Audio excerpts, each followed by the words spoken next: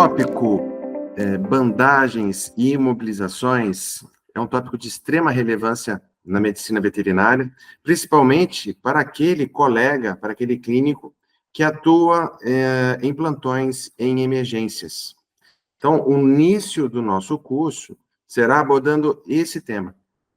E vocês verão que em todas as aulas eu sempre colocarei literaturas de referência. Nessa nossa aula de bandagens e talas, esta seria a nossa referência. Esse livro é o livro que abrange de uma forma mais ampla e mais didática esse tópico de bandagens e talas.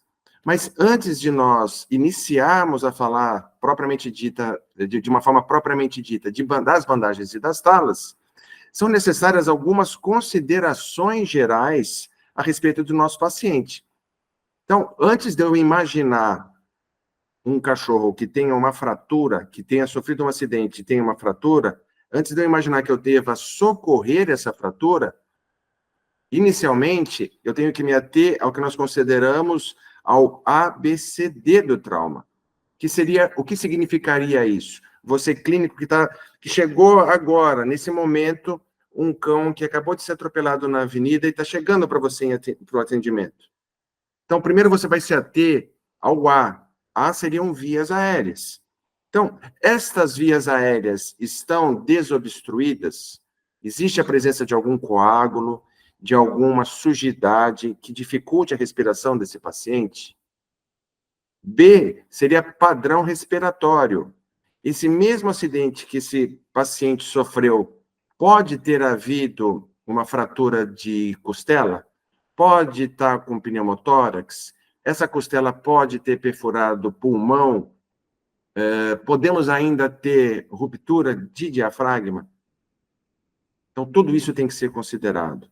C seria o padrão circulatório desse meu paciente. Será que esse paciente está em choque hipovolêmico? Ele perdeu um grande volume de sangue durante esse acidente?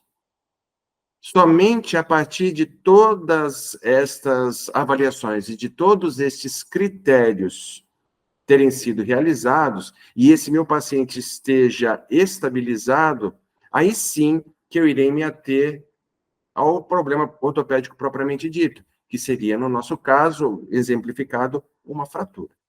Então, eu devo avaliar não apenas a fratura, eu devo avaliar o meu paciente como um todo. Danos em tecidos moles circunjacentes, traumas muito intensos, a necessidade de um raio-x de tórax, para avaliar exatamente aquilo que eu mencionei, de uma possível ruptura de diafragma ou de fraturas de costela. Ultrassom abdominal, por vezes, esse trauma, esse acidente foi tão contuso, tão intenso, que pode ter havido uma ruptura de baço. O paciente está tendo hemorragia, né? E lembrar ainda o detalhe que fraturas abertas é a atual nomenclatura dada às antigas fraturas expostas, né? Fraturas abertas vão necessitar ser imediatamente recobertas com bandagem a fim de minimizar lesões em tecidos moles. Ou seja, uma vez que você tenha uma solução de continuidade na pele e abaixo dessa solução de continuidade nós tenhamos um osso fraturado, imediatamente isso tem que ser recoberto. Ok? Vejam, é rotineiro você que atua em hospitais, em clínicas que prestam serviço de plantão, de madrugada, você se deparar com uma situação como essa, né? O cãozinho foi atropelado e teve, assim, nós estamos diante do membro torácico, região de metacarpos, e teve vários metacarpos afetados. O que eu faço? Vou me desesperar? Não. Muita calma, tá? Por isso que nós estamos aqui, para passar todo esse conhecimento para vocês, todo esse embasamento para vocês. Então, a primeira coisa que nós temos que fazer é conter corretamente esse paciente. Imagine você a dor, né? O desconforto que uma lesão como essa deve estar ocasionando a ele. Então, uma vez o paciente devidamente contido que eu digo farmacologicamente, né, sedado ou preferencialmente anestesiado, estando estável, aí sim que eu vou poder me ater à ferida propriamente dita e ver o que eu vou fazer com isso. Então, para isso, chegar nisso, esse é o mesmo paciente, tá, pessoal? É o mesmo paciente, passado algum período de tempo, né? Na verdade, esse coitadinho, ele perdeu apenas um dígito, né, durante esse acidente, e o restante do membro foi preservado. Então, para nós obtermos esse resultado, saímos dessa ferida feia, né, visualmente agressiva aos olhos, para um resultado como esse, à nossa direita, significa que nós agimos de uma forma cautelosa e de uma forma sequencial. Fomos fazendo passo a passo as coisas para conseguirmos ter o resultado positivo. E esse passo a passo que será oferecido para vocês. Ainda em considerações gerais, é interessante mencionarmos quais são os tipos de fraturas possíveis de ocorrer em nossos pacientes, né? Então, nós temos toda essa gama de fraturas acontecendo na vida real, uns mais com trauma mais intenso e mais drásticas as lesões do que outras, mas todas exigindo estabilização. Também é necessário e fundamental compreendermos que todos os ossos no nosso esqueleto estão submetidos à atuação de 5 importantes forças, que estão aqui nesse slide ilustradas. Então, em A, nós temos a denominada força de compressão, em B, força de tração, C, força de cisalhamento, D, força de rotação, e E, força de flexão e arqueamento. Por que eu menciono isso a vocês? Porque para nós termos sucesso na consolidação óssea, consolidação é o termo que se utiliza para mencionar cicatrização óssea.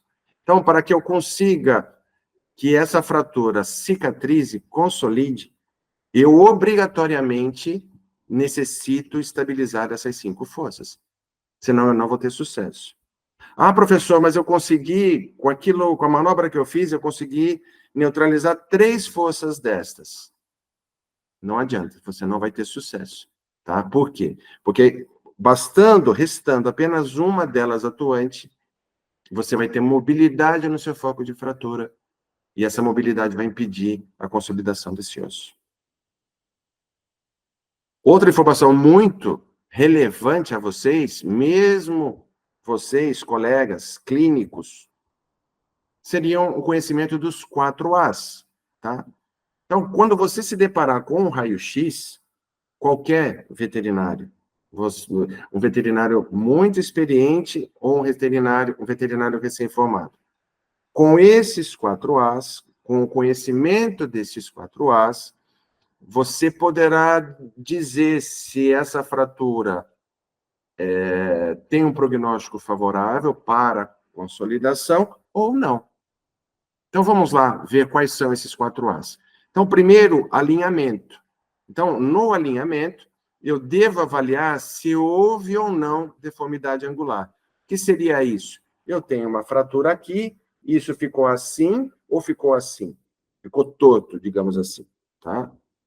A posição seria a exigência que o osso nos oferece de, entre os cotos fraturados, entre as extremidades ósseas fraturadas, eu ter pelo menos 50% de contato. Então, eu tenho essa fratura aqui, pelo menos metade desse osso tem que ter contato entre si. Caso contrário, eu vou me deparar com uma situação extremamente difícil e importante, que seriam as não uniões ou as má uniões. Seria uma complicação importante no tratamento de uma fratura. Aparato se refere ao elemento estabilizador para a correção dessa fratura. Foi feita uma bandagem? Foi feita uma tala? foi feito uso de pino, placa, fixador externo, enfim, tá? Quando eu estou avaliando o aparato, eu busco avaliar se a técnica utilizada do emprego desse aparato foi correta. Então, você tem que ser sincero consigo mesmo. Falar assim, não, eu fiz um bom trabalho, nossa, não fiz um bom trabalho. Correto? E, por fim, atividade. E essa atividade, atentem-se, não é uma atividade motora. Aliás, não é uma atividade motora. Ele tem que estar andando. Se refere a uma atividade biológica, ou seja, esse osso está produzindo um novo osso para que ocorra a consolidação ou não?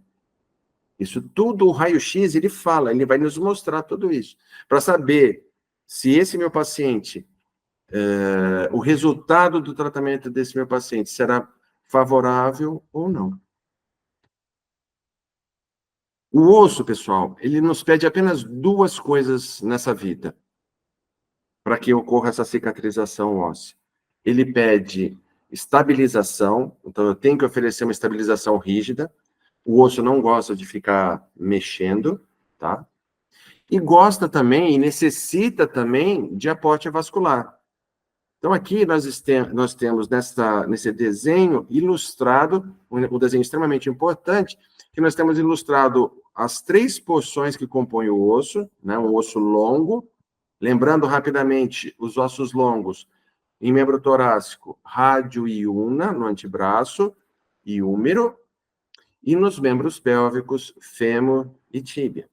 Então, nestes nossos longos, as suas extremidades nós denominamos como epífises, e nas epífises nós temos um aporte vascular bom, um aporte vascular muito grande. Então, eu tenho bastante sangue ali. Meu problema é que aqui eu tenho pouco osso. Já o terço médio desse osso, que a gente chama de diáfise, eu tenho muito osso e um aporte vascular limitado. Então, percebam vocês que a gente nunca vai ter as duas coisas ao mesmo tempo. Muito sangue e muito osso. Tá? Então, a gente vai ter que saber trabalhar nesse meio aí. E entre as extremidades, né, as epífises, e o meio, que é a diáfise, existe a metáfise, que é uma região extremamente importante, pois nela está contido o que a gente vai denominar de linha de crescimento ósseo. O osso vai crescer nessa região. Tudo isso tendo sido explicado e orientado a vocês, nós vamos entrar na confecção das nossas bandagens de forma propriamente dita, tá? Por quê? Para que nós não venhamos a nos deparar com situações como essa, tá? Na rotina de uma clínica veterinária, tá? Isso aqui não fui eu que inventei essas imagens, pessoal. Isso daqui são imagens enviadas por colegas para que eu avaliasse, tá? Infelizmente, são imagens de um serviço realizado de uma forma não ideal, tá bom? O coitadinho do cachorro é o culpado disso aqui, de ter que usar o protetor para não mexer? Provavelmente não. A execução em si está incorreta. E vejam que provoca lesão na pele do paciente, tá? Então, essas imagens são ilustrativas a vocês para que nós não venhamos mais a executar esse tipo de serviço. Mas agora nós vamos executar essas bandagens de uma forma extremamente técnica.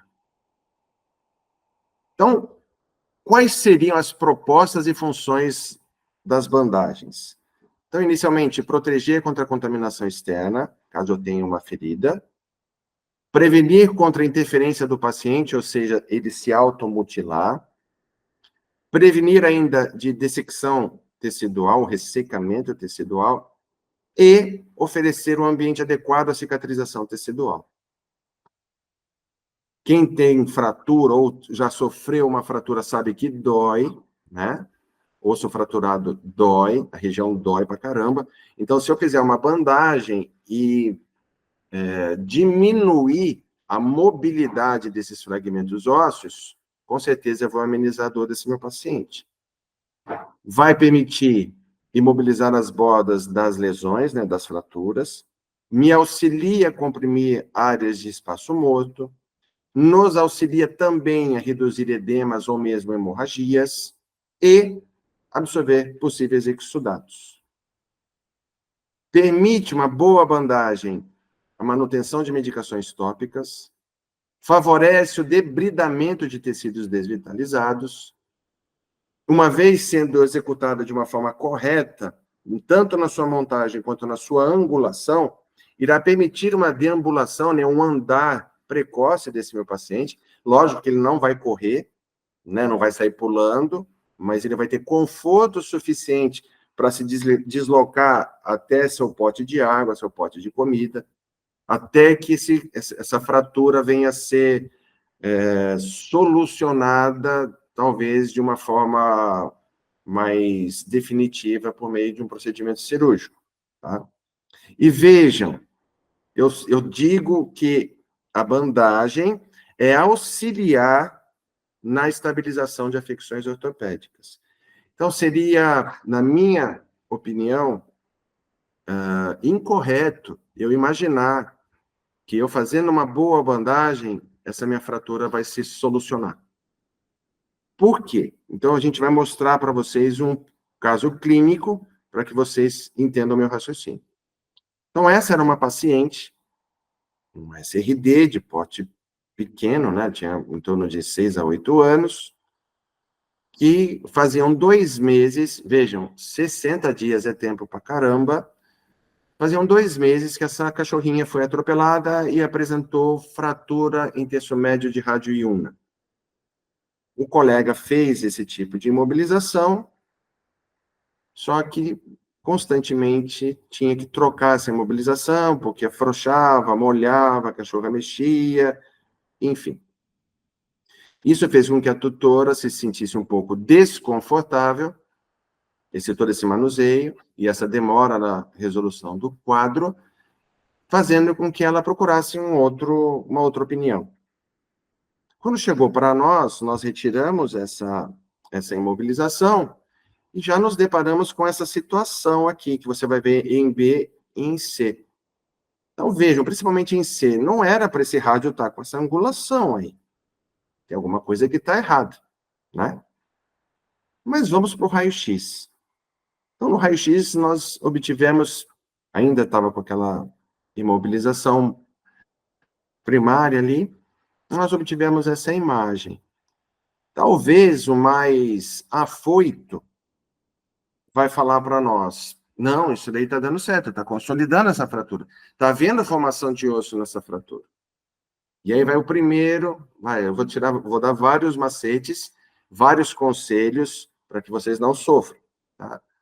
Primeiro conselho que eu vou dar, importante, jamais teçam algum comentário sobre osso, se essa fratura estará consolidando ou não, baseados apenas em uma projeção.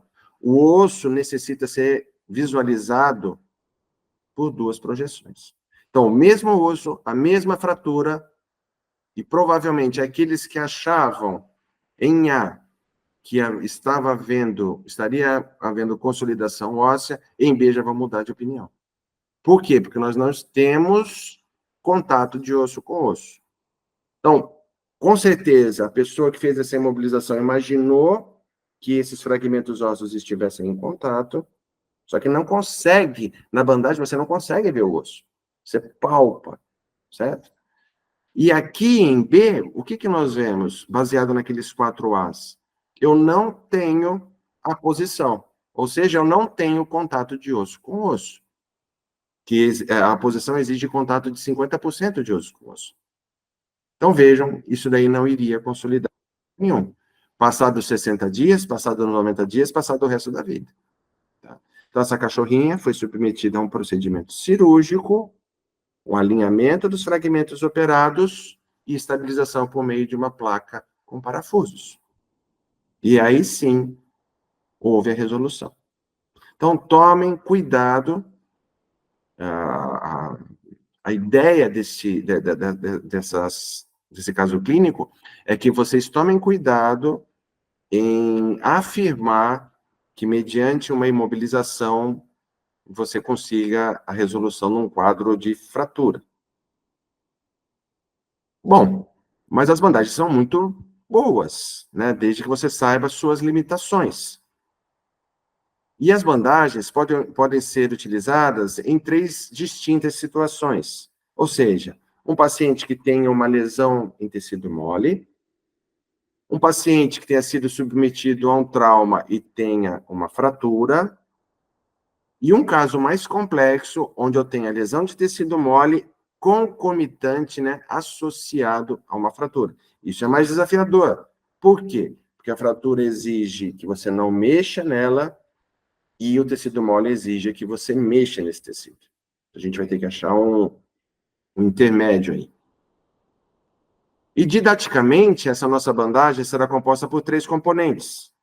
Então, nós temos o componente primário, secundário e terciário. E esses componentes eu vou explicar direitinho para vocês saberem quais são eles e como utilizá-los. Então, o componente primário seria o componente que entraria em contato diretamente com a pele, em casos em que eu tenho uma ferida. Então, só vou utilizar o componente primário obrigatoriamente em pacientes que tenham lesão de pele. Caso contrário, não se usa componente primário. Na sequência, nós temos o componente secundário. O componente secundário é um componente intermediário, cuja função é oferecer conforto para esse paciente desta região. E, por fim, o componente terciário, que é considerado um componente de recobrimento, que vai recobrir todos os demais. Como exemplos de componente primário, nós temos inúmeros. A gente vai mencionar um a um aqui. Então, o componente primário é uma camada de contato com a superfície cutânea. Ele é imprescindível para auxiliar no processo cicatricial e apresenta inúmeras funções. Dentre elas, debridar tecidos desvitalizados, auxiliar a absorver exudatos, permitir a manutenção de medicamentos tópicos, isolar a lesão do restante do paciente. E, como eu mencionei, existem inúmeras composições de fabricantes, e cuja montagem mais simples e mais básica das mais básicas é a boa e velha gaze, tá?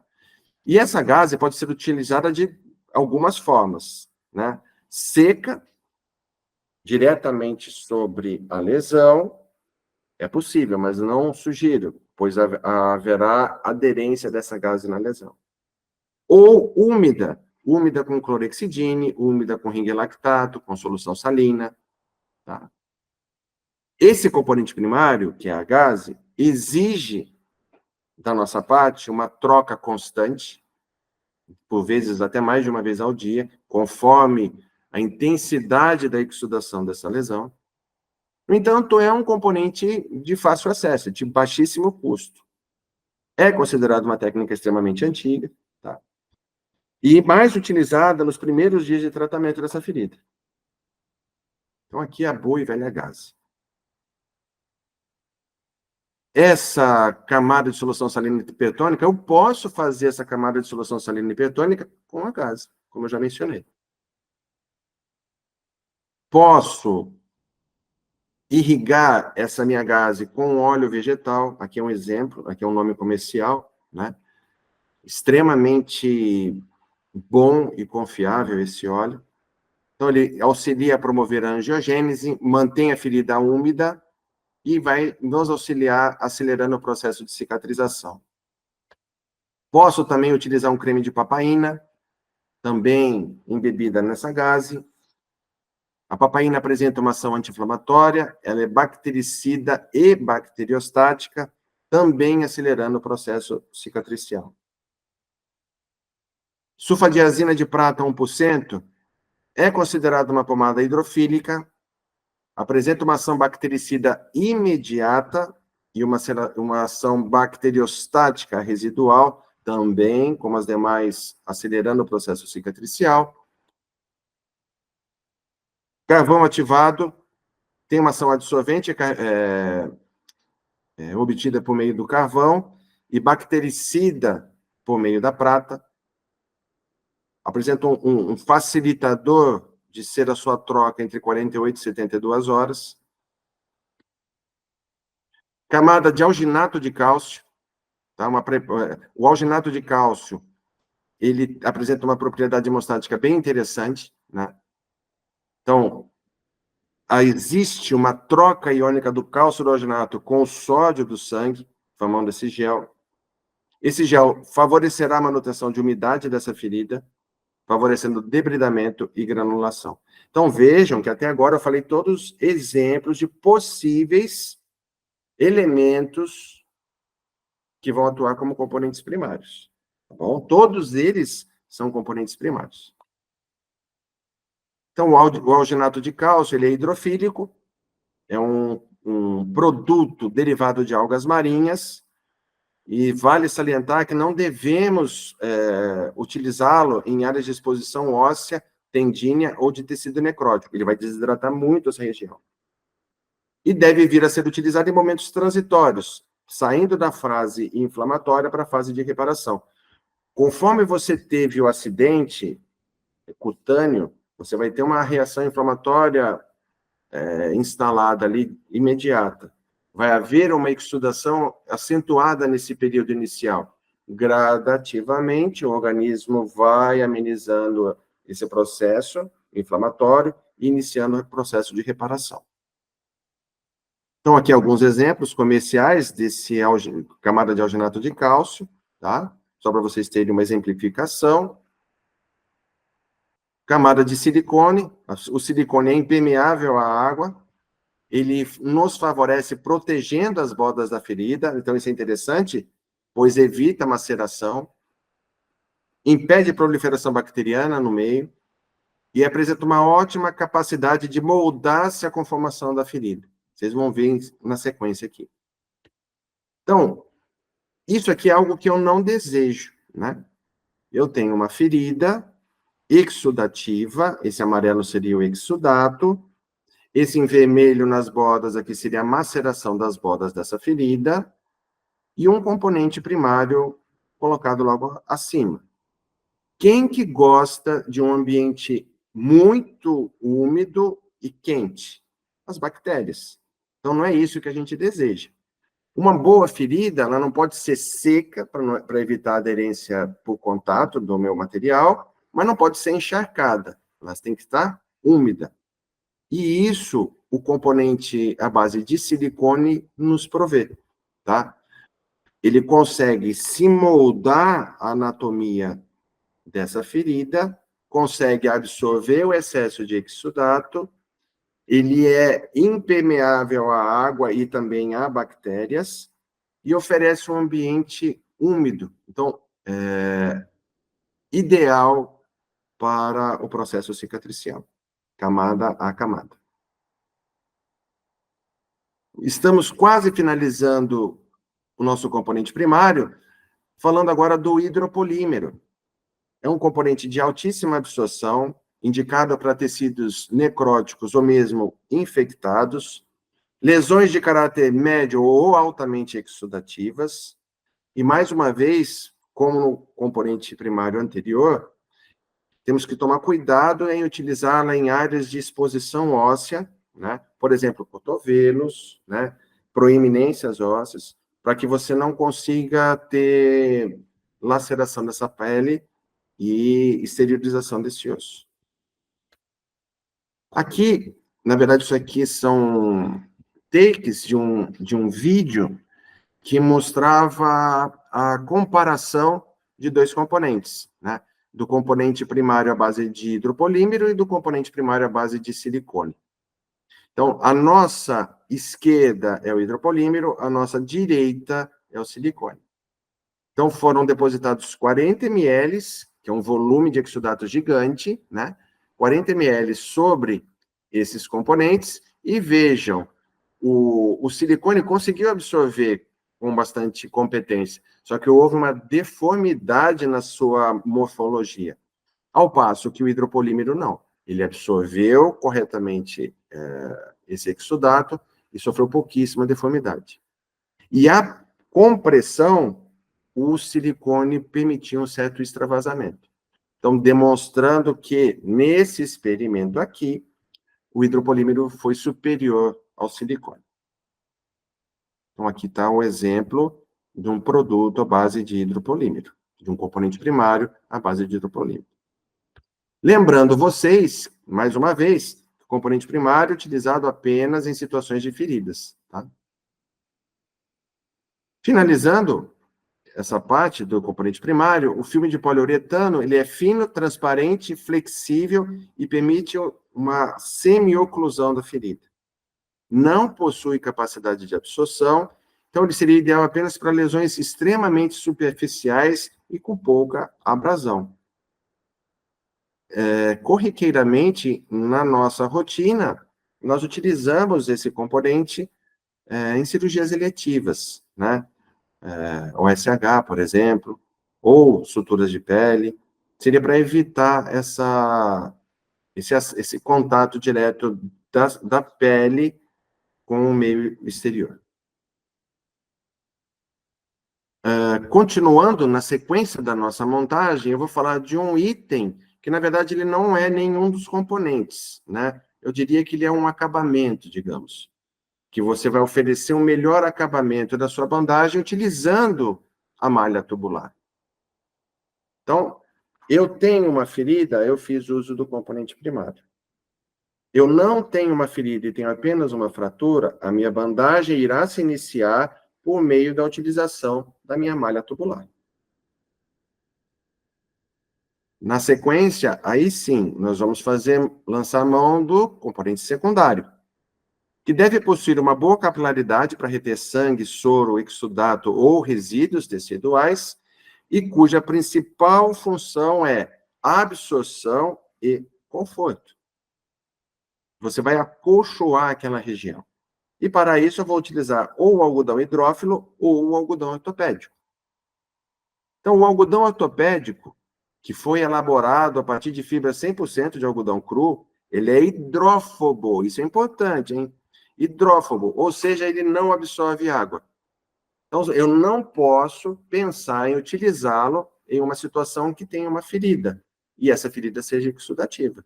Senão, essa minha ferida vai ficar extremamente úmida, já que esse algodão não absorve esse exudato.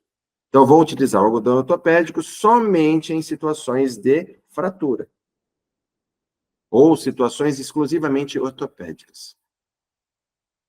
Ele é disposto em forma de mantas, com camadas de goma em uma de suas faces, fazendo com que ele tenha uma certa resistência maior. E tem um enrolamento uniforme por toda a sua extensão. Já o algodão hidrófilo, sua principal diferenciação em relação ao algodão ortopédico é que esse sim, ele é absorvente. Ele vai absorver possíveis exudados. Então, casos de feridas, será esse algodão que eu vou utilizar. Ainda em componentes secundários, ele tem uma vantagem muito grande quando da sua utilização, que é de não permitir uma compressão tecidual excessiva. Um dos receios muito grandes de vocês, e por vezes vocês nem evitam, vocês não querem fazer bandagem, é que vocês têm medo de garrotear o membro que vocês estiverem fazendo a bandagem. A partir do momento que você lance mão do componente secundário, a chance disso ocorrer é muito menor, tá? E a gente vai orientar vocês de como proceder isso de uma forma correta.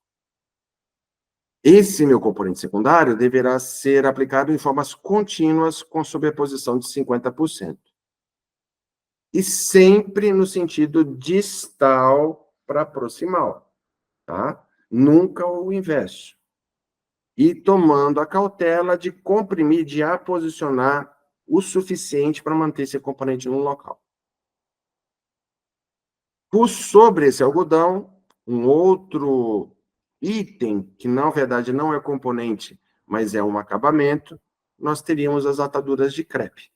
Preferencialmente, eu gosto de usar ataduras de crepe pequenas, não aquelas grandes, devido ao manuseio ser muito mais fácil. Então, é isso que nós iremos fazer, pessoal. Então, o paciente, ele está sedado, né? Eu gosto de fazer essas bandagens em decúbito lateral, me sinto mais confortável. Então, tem que estar confortável o meu paciente e tem que estar confortável eu, que estou executando o serviço. Não adianta você ficar querendo brigar com o cão, tá? O cachorro está com uma fratura, você querer fazer isso com ele acordado é impossível. Você vai fazer um péssimo serviço. Aí esse péssimo serviço vai fazer com que você fique sem confiança de executá-lo novamente. E voltando, nessa imagem à nossa direita, nós vemos o que eu estou me referindo em sobreposição de 50%. Seja o algodão, seja a atadura, a cada volta que eu dou no membro, eu vou estar subindo 50%. Tá? Pode parecer um pouco difícil de compreender isso, somente eu falando, mas nós também iremos fazer vídeos de eu executando essas técnicas e eu explicando, vai ter essa parte prática para vocês também. E, por fim, o componente terciário, cuja única função é permitir a manutenção das camadas que nós já executamos anteriormente. E, para isso, eu vou utilizar ou esparadrapos ou ataduras elásticas. Então, o bom e velho esparadrapo e as ataduras elásticas. Cuidado ao executar a utilização do componente terciário e executar com uma pressão excessiva, que pode vir a limitar a ação desse componente secundário, que está logo abaixo, e ele não consiga absorver. Tá? A técnica ideal da utilização desse componente é a técnica denominada espinha de peixe, onde eu vou ter tiras de esparadrapo sobrepostas, uma a uma, um terço em relação à outra. Então, ponho uma tira, eu avanço um terço dessa tira, coloco outra tira e assim sucessivamente, até eu fazer a bandagem por completo. Em relação às bandagens elásticas, um outro aviso para vocês, outro macete para vocês. Devemos tomar muito cuidado, tá? Pois elas vêm de fábrica pré-tensionadas. Então, eu tenho que abrir essa embalagem, tirar essa tensão e aí sim fazer uso da bandagem. Não tente apertar essa sua imobilização com a bandagem elástica, senão você vai incorrer num erro gigantesco e vai garrotear e muitas vezes esse tutor desaparece, fica 3, 4, 5 dias sem procurar auxílio, quando você vai ver, está com necrose. Então, muito cuidado no uso da bandagem elástica. Algumas informações ainda, considerações em relação à execução da nossa montagem, seria que eu tenho que estar atento ao ângulo de apoio desse meu paciente. O cotovelo tem um ângulo de apoio, o ombro tem um ângulo de apoio, o joelho, o tornozelo, tá? E entender que esse meu paciente, a distribuição de carga dele ocorre dessa forma. O nosso paciente, o cão, ele joga 60% da carga dele em membros torácicos e apenas 40% em membros pélvicos. Então, logicamente, uma imobilização alta em membro torácico vai ser muito mais dificultoso para ele se adaptar do que em membro pélvico. Questão de carga. Então, o nosso tornozelo, eu tenho que respeitar esse ângulo de 140 graus, é o ângulo de apoio do cão. Joelho, aproximadamente 135 graus. Punho, praticamente 180 graus.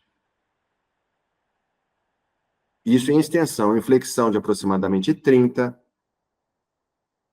Cotovelo, 110 graus. E em flexão de 36. Então, eu tenho que conseguir respeitar esses ângulos.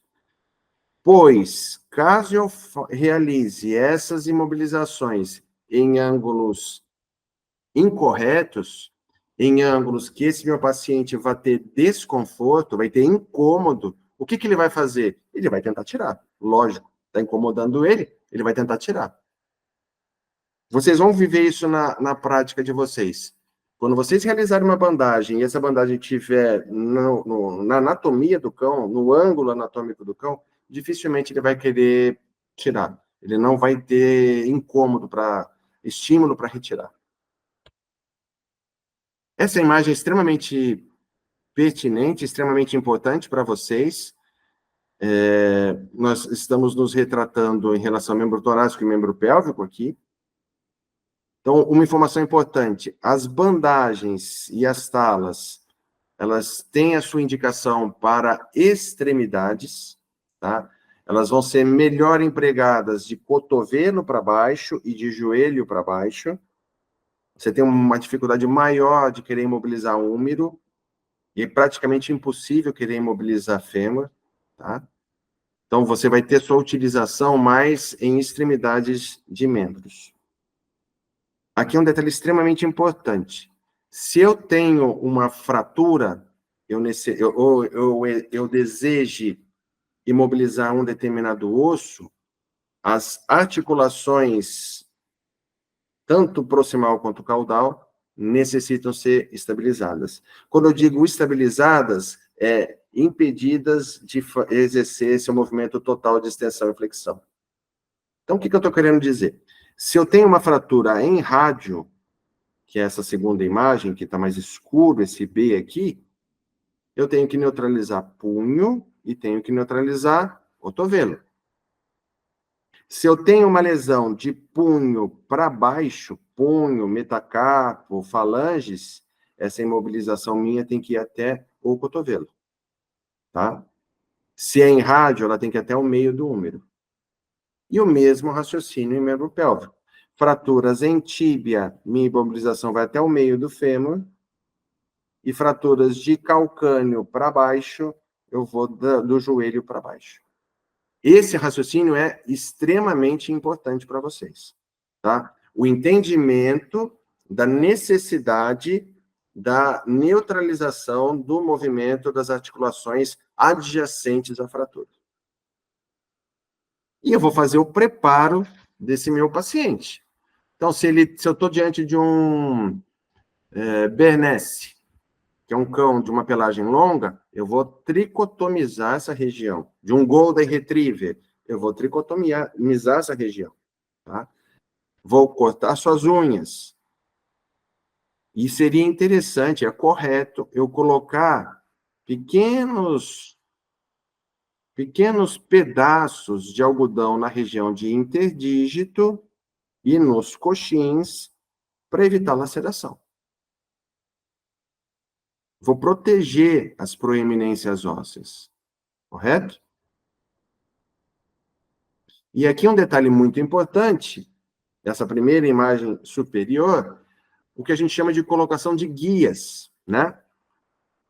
Que mais adiante, a gente vai ter toda essa região recoberta, eu vou perder minha percepção se isso está assim, se está assim, se está torto, se está reto. Mas, a partir do momento que eu colocar uma tira de esparadrapo na face lateral e uma tira de esparadrapo na face medial, eu tenho essa guia que me mostra se está ficando torto ou se está ficando reto. Tá bom? Então, aqui nós temos o recobrimento final com atadura elástica. Vamos supor que você, colega, que está fazendo esse curso, você quer aprender a fazer esse atendimento, mas não se sente confortável de querer vir a participar da realização do procedimento cirúrgico. Você fez isso, você prestou esse primeiro atendimento, muito bem feito, aí encaminha para quem você achar necessário. Você está oferecendo esse conforto para esse teu paciente. Em relação às talas, esse é um detalhe interessante, né? Isso aqui seriam as bandagens, né, que a gente falou até agora.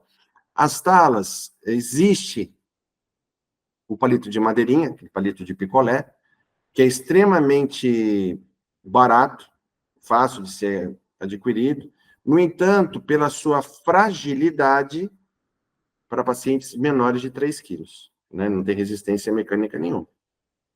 Já talas de alumínio tem um custo um pouco maior, um custo intermediário, mas também tem suas limitações, pacientes de até 20 quilos. De uma forma artesanal, nem tudo que é antigo é ruim, né? A gente tem que ter esse critério.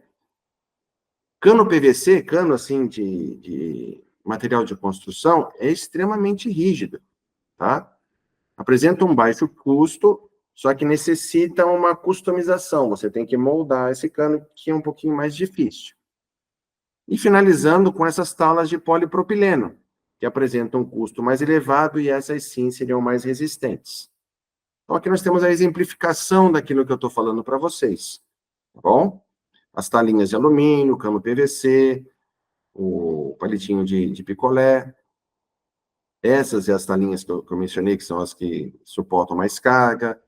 Tudo isso é possível de ser utilizado de forma a prover conforto a esse paciente, até que seja possível fazer um raio-x, seja possível planejar o que vai ser feito com esse osso, se vai ser operado ou não, enfim. Eu me senti na obrigação de mencionar a vocês a respeito deste aparato aqui, que denomina-se muleta de Thomas. A muleta de Thomas foi desenvolvida há bastante tempo, né, num passado bem, bem distante, e oferecia realmente, era uma muletinha, e oferecia realmente uma estabilidade, né, rígida para esse nosso paciente. No entanto, era percebida uma complicação muito, muito severa, que era a contratura muscular. Então, na veterinária ou na medicina, qualquer conduta que você comece a perceber muita complicação, gradativamente ela vai sendo posta de lado. E é o que aconteceu com a muleta de Thomas. Então, aqui você está colocando uma tala. A tala, nós estamos em membro torácico, né? Todos os componentes já foram aplicados e está sendo adicionada a tala. A tala sempre será em caudal, sempre na porção caudal da região afetada, nunca cranial, tá bom? Algumas variações das nossas bandagens. Então, em membro torácico, nós temos uma técnica chama-se tipóia de Volpot, que é razoavelmente tolerada pelos pacientes. Eu digo razoavelmente em virtude de nós já sabermos que em membro torácico nós temos um apoio maior, de 60% do peso. Ela é utilizada mais para restrição de mobilidade em ombro e escápula, então em mobilizações mais altas. É considerado uma opção para imobilização total do membro e tem como objetivo prevenir carga ao membro afetado. Então, aqui seria a execução da tipóia de Volpot. Então, você vai meio que prender o membro no tórax. Dessa forma. E essa seria a manobra.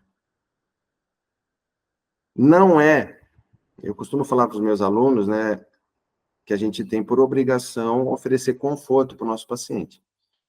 Então, apesar de ser uma técnica descrita e muito utilizada, na minha opinião, não é das coisas mais confortáveis para o cão. Eu já tentei fazer isso no meu punho e eu senti desconforto, tá? Estou sendo honesto com vocês. Essa vai ser uma característica no decorrer do nosso curso. Eu sempre vou dar detalhes pessoais para vocês.